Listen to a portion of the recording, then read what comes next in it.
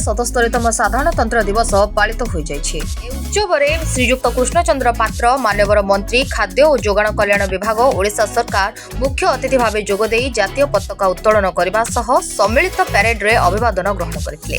यापर केउंझर जिल्लार ऐतिह्य संस्कृति विषय कहवा सह जिल्लार महापुरुष मानक मन पकाइथिले एवं सरकार को विभिन्न योजना विषय कही जनसाधारण को संबोधित करथिले। गतकालीर सम्मिलित पैरेड रे 53 दल जोग दैथिले। परे विभिन्न शिक्षानुष्ठान आसिथिबा छात्र छात्री मानक द्वारा सांस्कृतिक कार्यक्रम परिवेषण करा जायथिला। एसह उत्तम कार्य संपादन करिथिबा व्यक्ति विशेषज्ञ सह विभिन्न प्रतियोगिता रे अंशग्रहण करिथिबा कृति छात्र छात्री मानकु नाम घोषणा पूर्वक संबर्धना करा जायथिला।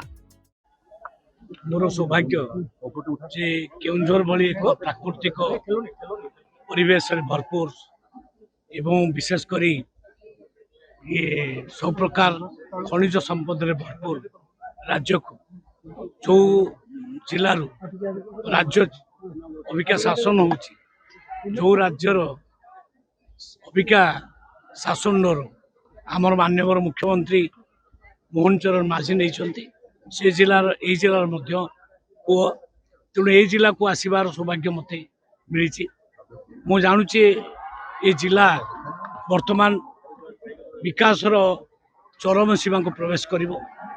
एठी जहाँ आवश्यकता अच्छी ता निश्चित भाव में करा जिवो। जोटी रास्ता आवश्यकता अच्छी जोटी ट्रेन आवश्यकता अच्छी मेगा स्टील प्लांट आवश्यकता अच्छी एठी युवक माने आ बेकार रहिबे नहीं। लक्ष लक्ष चाकरी निश्चित भाव में आगक आसो। जलसेचन अभाव रही डिक्लेयर कर तेणु गोटे समय आसी जो समय बर्तमान केउंझर आगक जीव दिन थिला केउंझर पछे रही जाइथिला। केउंझर रु सबु खनिज द्रव्य देशर अन्य जगह को जाउथिला विकास होउथिला किंतु केउंझर पछे पड़ीथिला। किंतु आज मोर विश्वास जेहेतु माननीय मुख्यमंत्री केउंझर जिलू एवं से प्रमेज कर जिला को आगू नापी आम सहित अच्छु से आम नेता।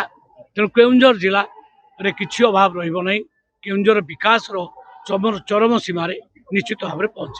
बहुत बहुत धन्यवाद। केउंझरु तन्मय पालଙ୍କ रिपोर्ट एटीवी ओडिशा लाइव।